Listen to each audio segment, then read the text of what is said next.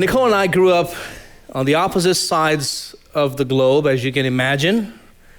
Just out of curiosity, I decided to plug in the names of the cities where she grew up and where I grew up and just try to get an understanding. Maybe they will give you some directions or whatever. Just for fun, I did that. And one site actually said, complicated. You might even have to swim. Maybe you suggest you fly instead. I thought that was funny. Another site actually gave the distance, which is 8,488 miles. We grew up the opposite corners of the world. One more site, I decided to just check it out. And from Warner Robins, Georgia, that's sort of where she grew up, and for me in India, and it says report an error. So something is not right. Why would you want to do that? And Nicole and I have always, answered people's questions. Questions like, how did you meet? And what did your families think? And what were your differences? Like, what did he do that was different or strange? And how did he take, married to someone like you and all of that? In a sense, we grew up worlds apart. Yes, we grew up in a different world. But at the same time, in many ways, we really did not grow up that different. Now, if you remember in our series, Operation Safeguard, we did back in February, I believe, on marriages, but Nicole and I were both on the stage. We mentioned, and she mentioned, that our fathers had very similar, but mothers too, but fathers had very similar beliefs and convictions. Our families had the same understanding of husband and wife roles. So even though we grew up 8,000 miles away, it was almost like we grew up next door and went to the same church. It was so similar. When my dad and her dad talked on the phone, of course, Nicole's father passed away with cancer years ago, 22 years ago now. It was like they were best friends. It was so similar in their beliefs and their convictions. Now, we are, as Ryan mentioned, in part 2 of family resemblance, and we're in our series through 1 Peter. If you have your Bibles, go ahead and find 1 Peter chapter 3 and verse 1. And here, as you're finding that passage, here's the main point. This is where we're headed with this message. A major ingredient in making a marriage work is similar beliefs and convictions, especially regarding marriage. Of course, I believe that for a marriage to work, you need to be equally yoked. Both husband and wives need to be believers, but even with regards to marriage is important. In a marriage, when it does not start out that way, it requires an extra effort. You say, what if in my case, we got married and now I'm saved and he is not, or I'm saved and she is not? Well, in that case, it requires an extra effort by the believing spouse so that the unbelieving spouse can see their example and come to Christ. In fact, even believing marriages lose their focus from time to time, and they need a course correction. So you hear this morning, oh, we're both saved. We're both Christians. You may need some realignment. So today's message is for all of us. Whether married, single, divorced, remarried, this applies to you. So let's read 1 Peter chapter 3, starting in verse 1. Wives, likewise be submissive to your own husbands, that even if some do not obey the truth or the word, they without a word may be won by the conduct of their wives. Now, as you read that passage, there are two kinds of marriages that are implied by Peter. The first is a marriage where one spouse is an unbeliever. If you listen to it, wives likewise be submissive to your own husbands, that even if some do not obey the word. Translated, if one of them is not saved. That would happen in the early church, especially with women. Women are more spiritually minded, so they would hear the gospel, maybe in the synagogue, maybe somewhere else, and they would get saved. But the husband was still following the old religion or the old gods and pantheons. So now you had this situation where the wife was going to this group, this ecclesia, this place where they're worshiping this Christos, but the husband says, I don't go for that. I am still with the old tradition. So that would happen. Sometimes, and again, this applies to us today, one partner gets saved and the other is not ready. Sometimes it happens where when a believing person marries an unbelieving person and they think, oh, they're believing, and then come to find out, no, that's not the case. Sometimes sitting here this morning, you're hearing the gospel for the first time and you realize, wait, it's not just that we grew up different denominations. Are y'all with me? One was saved, the other one was not. Sometimes, and this happens, unfortunately, where a believing person marries an unbelieving person in the hopes of changing them. It's called missionary marriage. Like, I am going to convert. And I really feel heartbroken towards that wife or that person, that woman. She's like, he is such a good guy. If only he would talk to you. I know he would be sold out. And I want to tell him, I'm not God. And even if I could, you have a free will. It doesn't work that way. And here's a sad part. If it so happens that one spouse was saved and the other one was not saved when you got married, and they knew that, and then after marriage you try to change that person, they'll tell you, hey, wait a minute, we had an agreement. You were okay with this. And now you're trying to talk me into going to church and trick me into meeting Pastor Shah. You would be surprised the things people do. Oh, Pastor Shah, you happen to be here. Meet my, and he goes like, oh. And the guy's looking at me going, I really hate you. But what they're doing is they're trying to make this work. So Peter tells them, yes, in those situations, what do? You have to, without a word, demonstrate by your conduct, your spirituality, your Christian life. Maybe they will come to know Christ. Now here's a question for you as you're here this morning. You're here because your wife invited you or your husband invited you. You're here because this is just a thing you do. Are you the unbelieving spouse? As I was saying those words, did you feel in your spirit, that's about me. I know he's talking to me. Then you need to get saved. You don't need to get saved tomorrow. You don't need to get saved tonight. Now is the time, because you have no guarantee that you will eat lunch. There is no guarantee. And it's God's grace, his providence, that he brought you here because you need to get saved. And how do you get saved? It's very simple. You have to admit that you are a sinner. Come on, folks. Do you believe you're a sinner?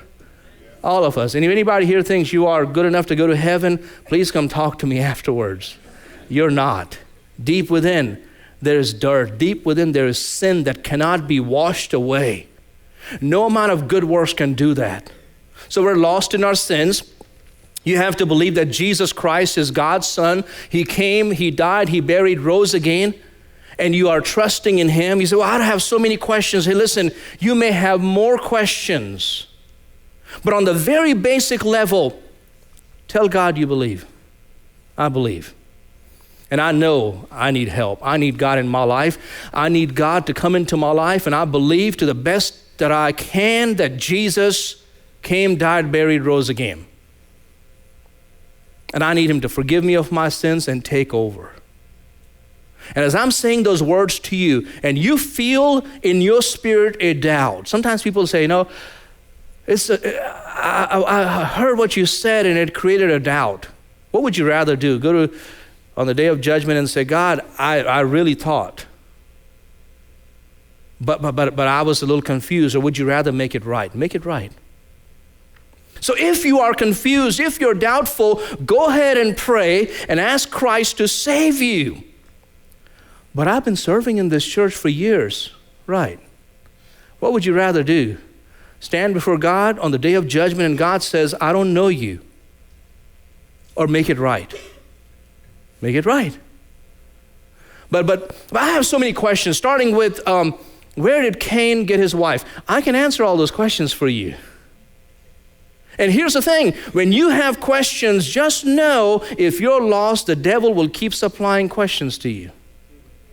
There will always be another one. And if you run out of those, he will tell you there are hypocrites in church.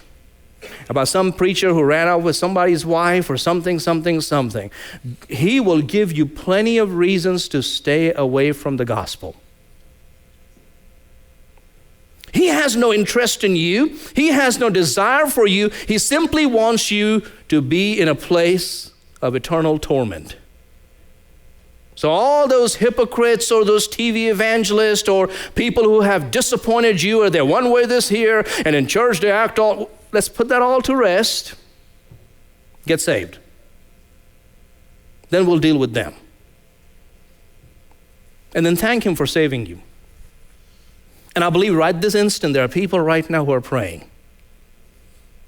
Thank him for saving you. Say, God, I don't understand what this journey entails, but I have watched my wife or my husband for all these years, or I've been seeing people, but for the first time I believe I am in. And you're in. Welcome. So, the first kind of marriage that Peter is talking about is where one spouse is an unbeliever, but there's another group that he is talking to, and this is a group where a believing couple does not know their roles, or they have sort of lost their focus. Now pay attention to this. It's very clear once I show it to you.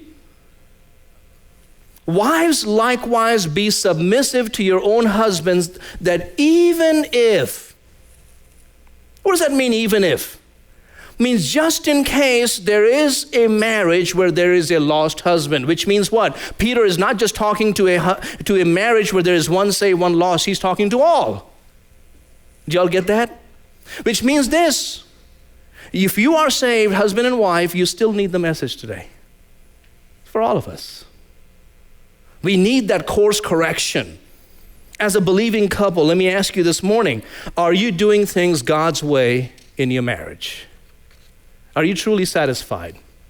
Right now, can you say, yes, as a wife, I'm 100% what I'm supposed to be? Well, nobody can be. As a husband, I'm 100%. Oh, well, that's perfection.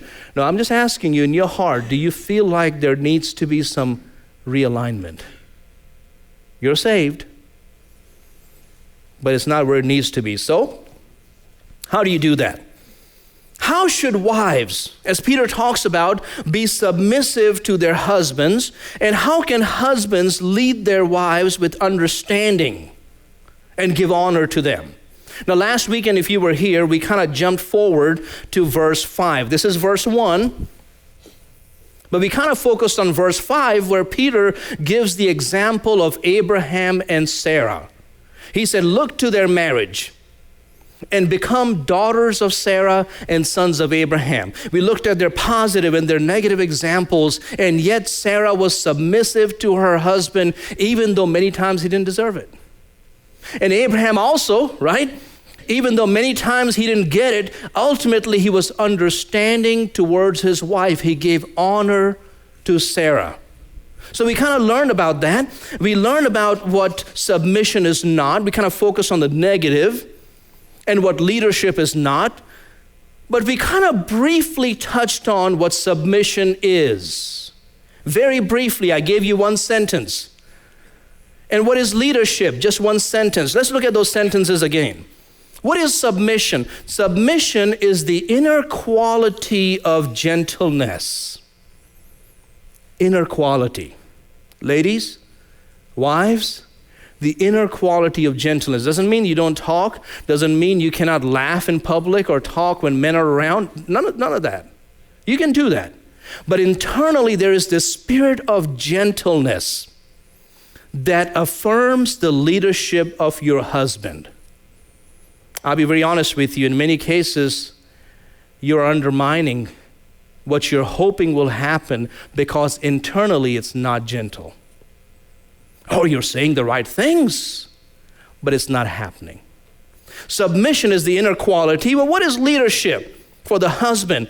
Is the outward demonstration of understanding that gives your wife the honor that is due. Outward means it's not enough to say, well, you know how I feel. It's all right here, baby. It's right here. No, you have to outwardly demonstrate. Women, internally, the spirit of gentleness. Men, outward demonstration. And what is the goal? Here's the goal. So you can be heirs together. Here's what we found, both Nicole and I. Even though we grew up 8,500 miles apart, her mom and dad were a team, and my mom and dad were a team. Now, it doesn't mean that they were perfect. They never had a conflict. Of course they did. And the older we get, we realize they had conflicts. But they were a team. It doesn't have to be just in the church context. You can be working a secular job. You can be in medical field, law enforcement, farming, working for the government. It doesn't matter. You can still be a team. Where it's not just she does her own stuff, I do my own thing. You are a team. Team of what? Of the grace of life. Listen, this is where God's blessing comes upon you, your marriage, your children. You can begin to see that it's God's blessing this team. But here's something very important. And your prayers may not be, what's the word? Hindered. Which means this, husbands, if you don't follow God's injunction to be the leading, caring husband, the understanding husband who gives honors to his wife, your prayers are going unanswered.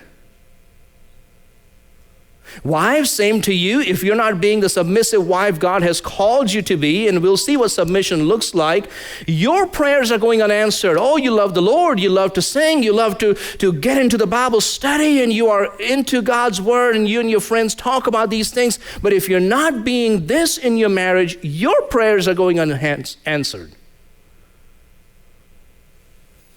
And we often blame circumstances. Oh, well, things happen. There's free will and God has a better... It's not about those things. What's happening is marriage is a problem. Prayers are going unanswered. So we get this right, and we'll see God working in our lives. So what I want to do in the next maybe 20 minutes, kind of go deeper and learn what does submission and leadership look like. Last weekend, it was what it's not. And you can go to the blog and look up what it's not. But what is it? Unfortunately, they often get substituted. For example, submission gets substituted by adornment. You say, man, that's a big word. What does that mean? We'll come to that in just a moment. And understanding, when it comes to the husband, gets substituted by achievement. Listen to verse 3. 1 Peter chapter 3, verse 3. Do not let your, what's the word? Adornment. Did you know in the Greek the word is cosmos? The same word from which we get our word cosmos. What is cosmos? The world, the order. Did you know that word simply means order? But it also gives us another word that we use all the time. It's the word cosmetics. Cosmetics. I mean, think about it. The world has order. Ladies, you're trying to bring order into chaos. Somebody please watch my tires. I can see. Do not let this arranging yourself, bringing order from chaos, be merely outward, arranging the hair, wearing gold, or putting on fine apparel. Now, in some denominations, they say things like, well, right there, women shouldn't be braiding their hair, and they should not be wearing gold. And I often ask them, well, how about the fine apparel? They can wear clothes, right? Oh, yeah, that's not what it means. The point is this, folks, that is not what should bring order in your life. Nothing wrong with those things, But that's not the ultimate goal. What is the ultimate goal? Listen to verse 4. Rather, let it be the hidden person of the heart. And you were thinking, I got the whole inner quality of gentleness from somewhere. No, it's right from the scripture. With the incorruptible beauty of a gentle and quiet spirit. Doesn't mean you cannot talk and laugh out and just have a good time. No, but internally there is this spirit of gentleness towards your husband, which is very precious in the sight of God. Did you know that? God loves it. When he sees a wife having that spirit of quiet gentleness towards her husband, God smiles down. That's amazing. Wait, listen to verse 5. For in this manner, in former times, the holy women who trusted God also, the word again, cosmos, adorned themselves being submissive to their own husbands. Now, please pay attention. Did you notice what just happened? They adorned themselves by this spirit of gentleness, being submissive, which means this: adornment, submission are one and the same. So when we talk about a submission, please get it out of your vocabulary, your mind, the doormat. Oh, you want me to be the doormat? No. That is what the enemy has sort of infiltrated and said, oh, submission. I know some of those churches, they want the women to be doormats. None of that. It's about how you adorn yourself, how you present yourself. A typical woman spends her time and resources in buying and applying cosmetics to look pretty and orderly, typically. But ladies, please listen. Wives, please listen. Yes, a husband desires a pretty wife who takes care of herself, but that is not primary to him. I know my husband, and I know he's looking at everybody pretty, and he wants that. No, it is important, but it's not the main thing. We'll come back to that in a moment. How about for the husbands? Well, listen to verse 7. Husbands likewise dwell with them with understanding. The word is gnosko, which actually means knowledge. Everywhere else in life, when we don't know something, what do? We learn about it, right? Men, you got a tractor, it's not working, you're going to get the manual, you're going to go online, you're going to call up your buddy, you say, hey, help me fix this thing. You're going hunting, you don't know where the turkeys are at, you call up somebody and say, hey man, I haven't gotten a thing. Kind of self-confession happening here. Haven't found a thing, but can you help me out? Can you help me out? So knowledge, what is happening over here? Well, what's happening here is Peter is telling the husbands, you need to understand your wives. And what do? You give them honor as to the weaker vessel. By the way, weaker, maybe it means physically weak. Generally speaking, most women are physically weaker than men. Not always the case. But here I believe more is happening. When Peter talks about the weaker vessel, he's not just talking about physically weaker, he's also implying that she's weaker in the sense of social entitlement and empowerment. Let me break it down. It goes like this. A woman works for the same job that a man is working, and she's getting less pay. And don't tell me it doesn't happen. It happens. There's a board meeting, and somehow the women were left out. I didn't always work in the church field. I have worked in the secular world, and I often wonder, it's like, why are we making the decision? But she's also on the board. But it's like, we'll just go and get it done. We got to get this over with. What they're doing is really, what they're saying is, if she comes in here, then she'll bring this up, or they will bring this up, and they're going to want to talk about this and that and the other, so let's keep them out. What Peter is saying here is so powerful. That's why I don't understand when people say the Bible is oppressive. No, human structures are oppressive. The Bible has always been liberating for women.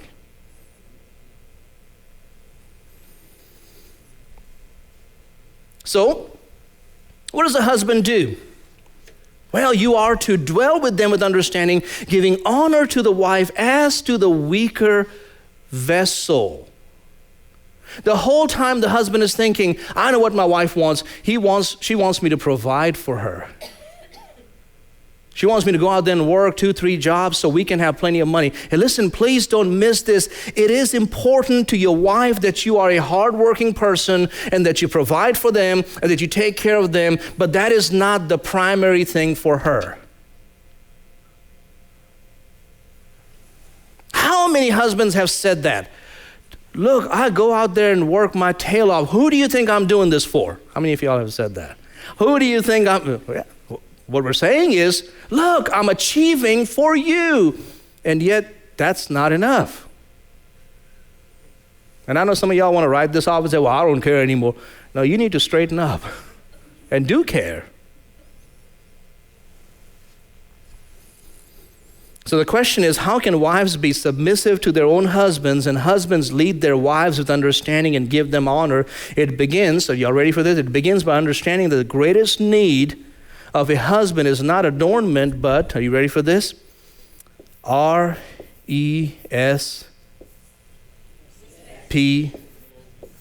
Thank you, Ms. Franklin. R-E-S-P-E-C-T. It's respect.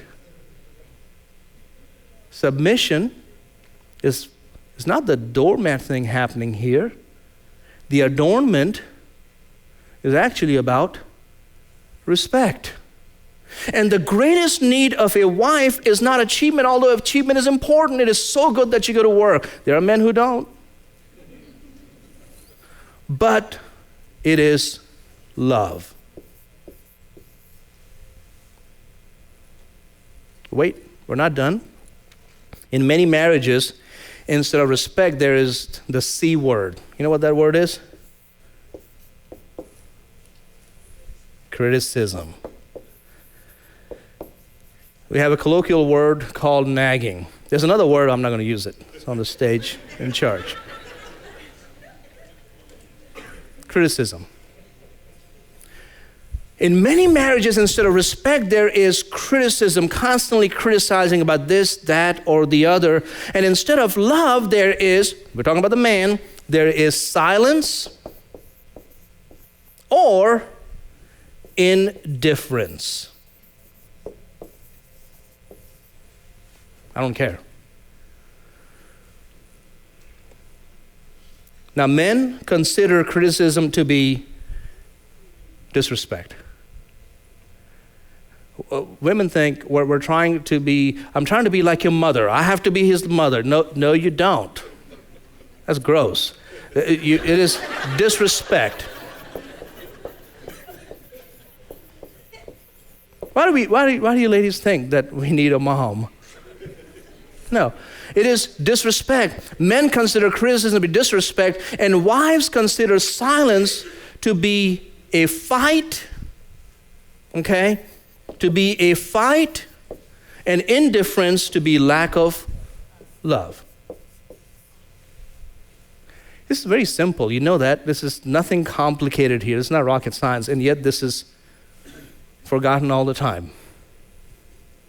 Criticism is happening constantly, nagging, and sometimes we perfect the art, ladies, of nagging. It may not be just constantly badgering, but it's done in such a way that it completely deflates that person, and it is very disrespectful. And it is happening. It is happening to people sitting right here, right next to you. You may be one of them. And for wives, consider silence to be a fight. Now, in the early years, when Nicole and I used to go to marriage seminars, I would think to myself, that's not how Nicole thinks. I can sit there, I come home, and I sit there watching TV. I'm just watching TV. It's been a long day. Many of y'all understand that. I just want to just watch. Why do we have to talk? I've been talking all day. This is my time to just unwind, and I'm watching. And often the wife thinks, something's going on. Ladies, just listen very carefully. There are some complicated men. We don't know what to do about them. But most men, when they say nothing, really is there's nothing happening up there. Right? Anybody here agree? It's like nothing. It's good. What's wrong? Nothing. Indifference to be a lack of love. A lack of love. Do you like this dress or this one? I don't care, we gotta go. We were getting late. This shoes or these shoes, which one do you like? I don't care, just pick one, for goodness sakes. It doesn't matter, nobody's looking at your shoes. But did you notice what you did in that moment? What she's really asking is, which one makes me look pretty to you? And you as a fool just said, you cannot make me happy. And it happens all the time. The day someone explained that to me, it was a revelation, and I was like, wow. Because Nicole would do that. It's like this earring, and I would say, I don't care, just I think both of those look good. But now I kind of stop and say, well, let me see, put them again. All right, try that other one. Honestly, up here, nothing's happening. It's just like, it's the same. These shoes are these shoes. I'm like, well, with the dress, it goes that, and then the girls will walk and say, Mom, what are you wearing? It's like, but you see, it took me time to learn what is really being asked. Indifference means I don't care. You don't appeal to me. How simple is this? And yet it happens all the time. So let me very quickly, in the next 5 minutes, give you some practical suggestions. And all this is on the blog, so you don't have to frantically write this. First, for the wives, when it comes to respect, let me just share something with you. Shaunti Feldhahn.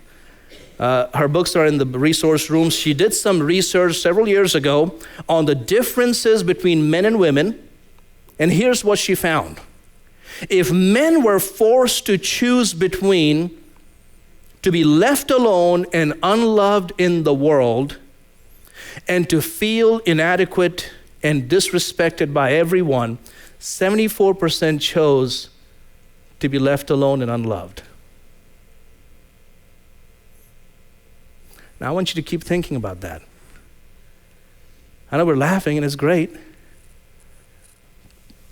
That they'd rather be alone and unloved. He said, not my husband. Yes, your husband. So how do you do this? Appreciate his work and goals. If I could tell you the time I've had women talk down about what their husband does. It's a shameful thing. Why do you talk like that? Maybe you grew up that way. Maybe you saw it. It's a generational problem. And it happens. Appreciate his protection and provision. And many times what happens is when this is not happening, after a while, the man stops caring because you don't appreciate what I've done. The fact that I take charge, the fact that I am protective. Now, generally speaking, if they are overprotected or jealous or whatever, we're not talking about those things, but overall, protective and providing, be grateful. Appreciate his counsel. His counsel. Before you call dad, ladies, and ask him for his advice, talk to him.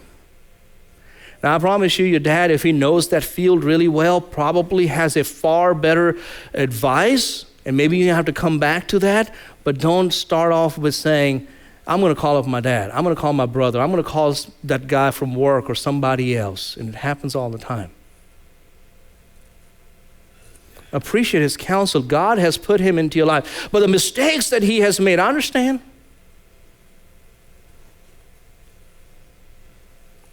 Appreciate his friendship. Sometime back, I saw this meme. In this meme, it said, what do little girls think they want to do when they grow up and get married and versus boys? Little girls, you can see them with nice frilly gowns and a husband on a white horse, a knight coming to rescue them. What do boys? Somebody to play in the dirt with. Somebody to hang out. Honestly, most men, they want companionship, the friendship. I thank God that Nicole and I have found that. We love to travel. We love to go see places, old places, history, historical sites. battlefields. We walk through graveyards. Somehow that friendship has connected. For somebody else, it's something else. But what happens in many cases, would you please get your junk out of the way? Take those golf clubs somewhere else. I don't want to see all that. Please put it away in that other room. What's happening is, imagine, ladies, tell that to your best friend. Tell that lady, hey, we're going to go shopping, but please get all your junk out of the way. And see if she still wants to hang out with you. Appreciate his friendship. Here comes one. Appreciate his desire for sexual intimacy. I'm just going to leave it at sex. It's sad for me to sit across from someone, a couple, and they tell me it's been a month, 6 months, year, because of this and this reason. I'm not talking about abuse or something bad has happened and you need counseling, you need to talk to a professional, all those things are there. But how in the world, in which universe did you think that your marriage is going to be great if this has been taken out? Or you're punishing that person? And that's respectful? Wow. And if this moment, the Satan has come into your heart and said, I don't like the way he just said that, you have a problem. And I'm not it. And God can heal you. God can help you. Well, my grandmother told me that, sex is only for procreation, is all that. Well, Grandma, if she was standing here, I'll tell her to her face, she was dead wrong. You see, this kind of garbage gets in. We don't talk about it. And yet it happens all the time. And because of this, there is no respect. And there is, you see, beneath the surface is smoldering lava. And we as pastors or even counselors, professionals are trying to fix problems that have nothing to do with the problem. The problem is underneath. How about for the husband? In a similar research, if women were forced to choose between to be with someone and be unhappy or be alone, be with someone and be unhappy or be alone, guess what the women chose? Rather be with someone and be unhappy. Oh, our marriage is great. Oh, man, we got this together. Never have a fight. What a liar. She's given up. Marriage is not great. You see, the problem is we don't understand. She'd rather be unhappy. You said, this person? Yeah. So how do you do that, husbands? Here's for you. Show affection. Affection is not always sex. And it has to be specific to your marriage relationship. And Nicole and I, we tried the hand-holding thing. It doesn't work for us. She tried it in public. I was like, I didn't grow up like this. You hold kids' hands. She's like, I'm not a kid, but this is what you do. Do we have to? She's like, okay, we won't. But neither do I strike out like Daniel Boone, 10 feet ahead, pioneering out there. Have you seen men walking way out there? Wife is way back here. I'm like, what is he exploring? Walk together. Walk together. How does that happen? Affection means coming alongside, hugging or kissing or just a little pat. Some of you singles, learn these things now so when you are married and when God makes that, you make it real before God, you won't struggle with this. Something else, talk. Talk. I still struggle with this. I'm beginning to learn, get better. Talking is telling your wife everything is okay. There are times Nicole will start talking to me and I have something else on my mind. This phone is ringing, the podcast is on, something else is happening, and then I'm like, what is it? What do you need? What do we need to do? I said, fine, I won't tell you. Then I realized, she's trying to talk. Talking is saying everything is normal, everything is good. So now I understand that. So when I come home or after work or after church or whatever, we try to have some conversation because that's communicating to her that I still love her. Something else, listen. Listen. Remember the whole counsel thing? There are times that, yeah, of course, give you advice, explain how things could be done. But many times, it's listening. In the early years of our marriage, when we would hear marriage seminars talking about, your wife just wants you to listen, I used to think, oh, that's not true. That is true. She wants you to listen. And listen means you have to kind of listen, look at her. Don't look at the phone. Don't look here and there. Don't be distracted. Don't be waiting for her to finish. Listen. Interact. Because that's communicating to her that you love her. That's her greatest need. Understand. Remember, knowledge, understand, love. Here's a big one. Apologize. Apologize. I tried it in the past 2 services. Men, can we say it together? I am sorry. Let's try it one time. I am sorry. You're sorry indeed. Let's try one more time. I am sorry. This is good. Now, folks, I don't go along with the cancel culture junk and all that. What I'm saying to you is so much easier. I don't know, somehow we've learned this idea that men don't apologize. Apologize. You'll have less migraines. Stop biting the side of your mouth. Stop spilling stuff. When you have this conflict at home, it is still happening, and you're at work, you cannot focus, you cannot do things right, and you're all frustrated, apologize. Simple. I'm sorry. Something else. Commitment. Affirm your commitment. Working on it. But just to tell your wife, hey, I still love you. You look beautiful. You're still the one for me. You say, that's so mushy. That's so... Hey, listen, why is it that men, when the wife gives the ultimatum, they're willing to crawl on broken glass and say, I'm so sorry, I'll do whatever. Why is it that right now you're blowing it off until you are in that place? Do it now. Show that commitment that, yes, you are the one for me. And finally, praise. Praise your wife. We talk about husbands or wives criticizing their husbands or nagging them, or he can never do anything right. There are a lot of husbands who do the same thing and far worse. There are men sitting here today who can completely destroy their wives, and you have said and done things. Praise. Not just in private, but also in public. Unfortunately, we joke, we laugh, and it's all right to laugh and dig and have a good time. Sometimes that's the way people show they love somebody, but be careful. Sometimes you're revealing what's really inside. And it's really not a joke. You mean it. To compliment your wife, to make her look good, especially in front of the kids or grandkids. Praise your wife. That communicates to her that you love her. This morning, wives, are you showing respect to your husbands? And husbands, are you showing love? I've given you so much, and I could go on, but the point is this: in many ways, we're not doing what's right, and we're suffering.